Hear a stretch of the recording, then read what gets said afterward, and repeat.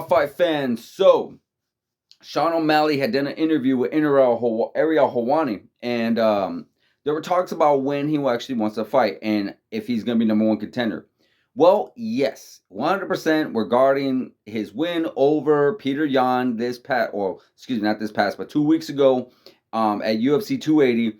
He definitely deserves to be a number one contender because let's face facts, Peter Yan should be a number one contender himself at before that Sean O'Malley fight because he is the one that went toe to toe with Aljamain Sterling twice. You know, pretty much was putting a beating on Aljamain that first fight. Got an illegal knee, well, not got, but delivered an illegal knee to Aljamain, lost the title. Second fight comes around, pretty much loses by a hair.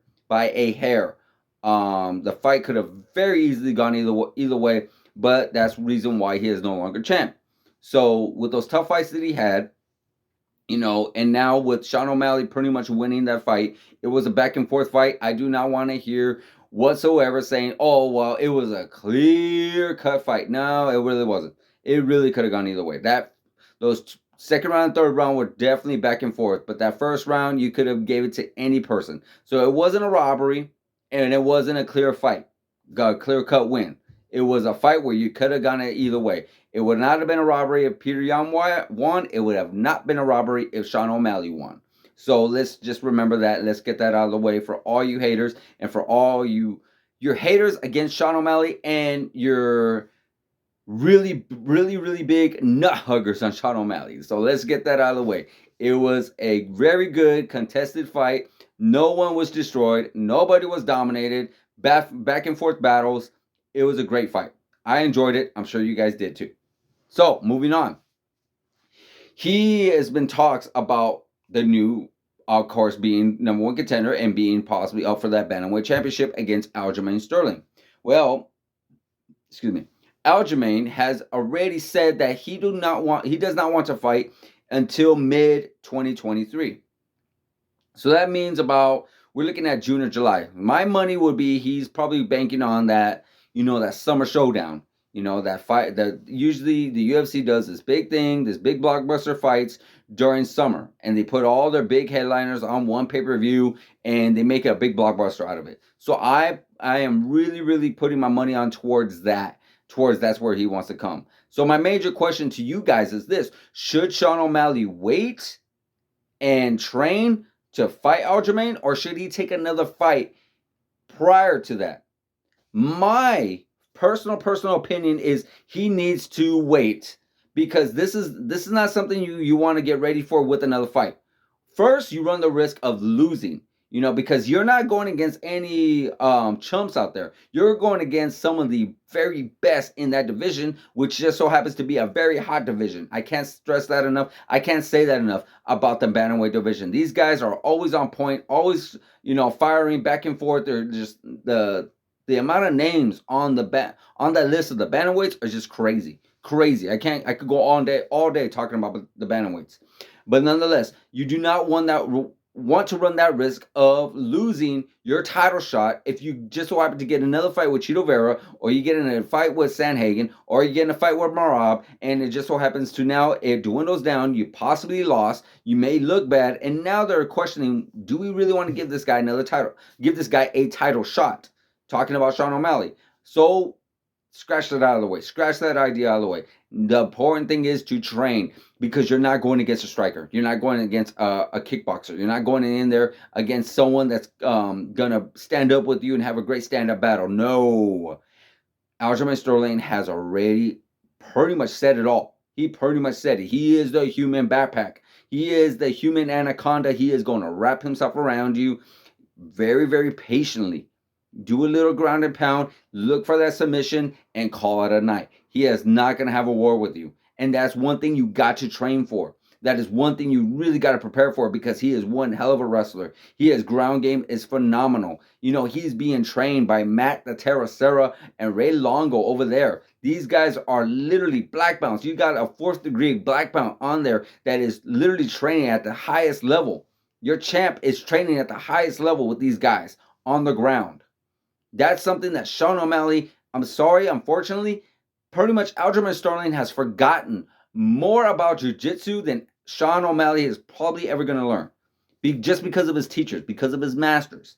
So that is something that Sean O'Malley has to do his very best. He's never going to catch up to it, but he has to do his best to catch up to it. He has to do everything in his power to make sure to be ready for that fight, because he is going to get taken down. He is going to be, Aljamain is going to be on his back, and Sean O'Malley has to be prepared for that. He can't just go in there and thinking, hey, you know what? I'm good. I've been able to handle all my jiu-jitsu at this point. No, you have never faced anyone close to Aljamain.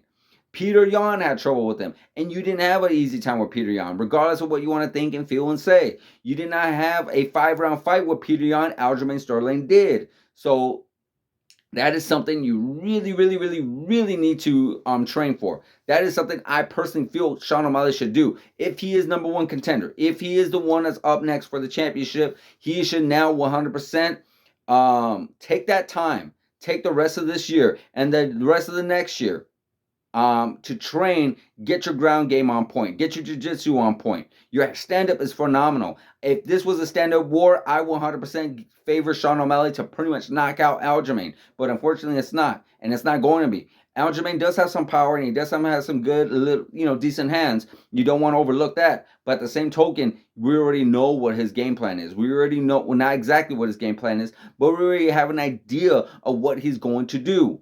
Now, he could fool us and go for stand-up. You never know. But still, you definitely want to train for that back, because that is his bread and butter. That is his go-to regard when it comes to fights. He's going to get that back. He's going to use his muscle. He's going to ground and pound you. He's going to look for those submissions. And it's your job. You're going to have to do everything in your power to do to get off that ground, to get him off your back. And the only way you can do that is by training, practicing as much as you can from this time all the way until that time, all the way up until possibly June or July, when Aljamain wants to defend his title. Now, I know what Sean O'Malley said. He wants to fight twice. You still got that time. You possibly fight him in June or July. Now you have time to fight again in December. It may not be where you want to be or what you want to do or whatever the case may be, but at the end of the day, you still get that chance. So don't risk losing a fight. Don't risk going in there with a Cheeto, a Sanhagen, a Marab, and risk losing your chance. And definitely do not waste this time. Take advantage of this time. Take advantage of the fact that, Aljamain Sterling wants to take this time off and fight middle of the year. Take advantage of that and get better. Become a monster. Become something that he was not prepared for. Because if I was Aljamain, I would say, no, I want to fight now. I want to fight Sean O'Malley now. I want to fight him in February or March. Why? Because I'd rather beat him now where he knows next to nothing. Like, maybe he is good, but if you wait, he's only going to get better. He's only going to train harder, and he's going to make himself even that much better when it comes to showtime, when it comes to the showdown. So you much rather get him now while he is fresh off that victory, that tough war. Aljamain, what war did he have? He didn't have no war. We already know what happened. Unfortunately, TJ Dillashaw dislocated his shoulder, so it really wasn't much of a fight. Aljamain pretty much did what he wanted with him, whenever he wanted with him, and ended it. That was it. So, yeah, that's my personal opinion. If Aljamain Sterling, please just take that fight now. I'm not saying it's going to be easy, and I'm not saying Sugar Sean O'Malley won't have any answers for it. I'm sure it'll be tough. I'm sure he's very skilled, but he's only going to get that much better and more if you give him that much more time. So that's just my personal opinion, guys. Let me know what you guys think. Let me know what you guys feel regarding the should Sean O'Malley wait? Should he take another fight? Should he really, really be training on the ground? Or should he just do what he's been doing, do what got him to the dance? Let me know in the comments, guys. Like, subscribe, hit that notification button, and I'll see you guys in the next video.